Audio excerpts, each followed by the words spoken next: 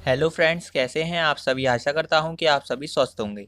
आज की इस वीडियो में हम देखने वाले हैं कक्षा 6 का विज्ञान का एक पहला चैप्टर जिसका नाम है भोजन।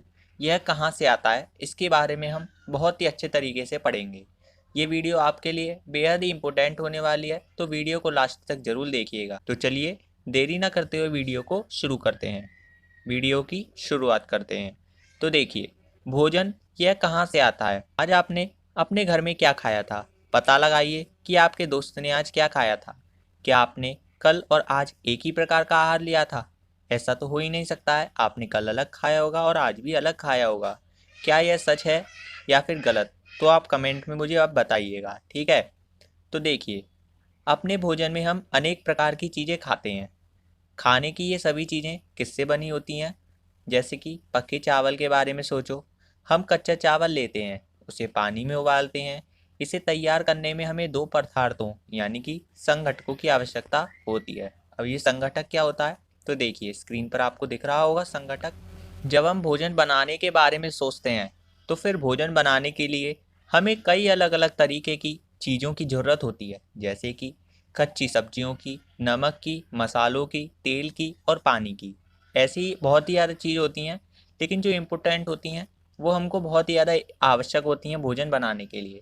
इन्हें ही हम उस खाद्य पदार्थ के संघटक के नाम से जानते हैं। यानी कि जो हम भोजन बनाते हैं उसके लिए कच्ची सब्जियों की आवश्यकता होती है, नमक की आवश्यकता होती है, मसालों की भी आवश्यकता होती है, तेल पानी की भी आवश्यकता होती है। यदि हमारे पास ये सभी चीज़ें नहीं होंगी तो हम भोजन को नहीं बना सकते हैं।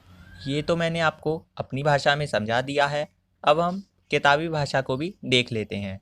तो संघटक किसी रचना के संपूर्ण अवयव, यानी कि रचना का मतलब है जो भी हम भोजन को तैयार कर रहे हैं उसके लिए संपूर्ण अवयव। अवयव यानी कि उसके लिए किन किन चीज़ों की आवश्यकता होती है, उसी को ही हम अवयव के नाम से जानते हैं। जैसे चाय के अवयव कौन कौन से हैं? दूध है, पानी है, चीनी है, चाय पत्ती है। इसके द्वारा चाय नहीं बन सकती है। किन किन के द्वारा? दूध, पत्ती, चीनी और पानी के बिना चाय नहीं बन सकती है। तो ये चाय के संघटक हुए। इसके बाद हम देख लेते हैं, इसके बाद हम दूसरा उदाहरण भी ले लेते हैं ताकि आपको जल्दी से समझ में आ जाए कि संघटक क्या होता है। देखिए, उदाहरण के लिए हम ले लेते हैं पिज़्ज़ा का। यदि आप पिज़्ज़ा बनाना चाहते हैं तो आपको पता होगा कि पिज़्ज़ा बनाने के लिए हमें किस किस सामग्री की आवश्यकता होती है। तो आइए अब हम आपको पिज़्ज़ा बनाने के लिए ज़रूरी चीज़ों के बारे में बताते हैं। तो देखिए, ब्रेड है, सूजी है, शिमला मिर्च है, प्याज है, हरी मिर्च है, स्वीट कॉर्न है, टमाटर है, पत्ता गोभी है, काली मिर्च है, नमक है आदि। ऐसे में आप यहाँ बता सकते हैं कि ये सभी सामग्री पिज़्ज़ा के संघटक है। आशा करता हूँ कि आप संघटक को समझ पाए होंगे। दूसरी ओर कुछ भोजन तैयार करने में हमें कई संघटकों की आवश्यकता होती है। यदि हम सब्जी बनाना चाहते हैं तो हमें इन चीज़ों की आवश्यकता होती है ना। ऐसे ही अगला हम देख लेते हैं खाद्य सामग्री एवं उनके स्रोत। यानी कि ये खाद्य सामग्री होता क्या है? तो खाद्य सामग्री जिन जिन चीज़ों से हम अपना भोजन प्राप्त करते हैं उन्हें ही खाद्य सामग्री कहते हैं।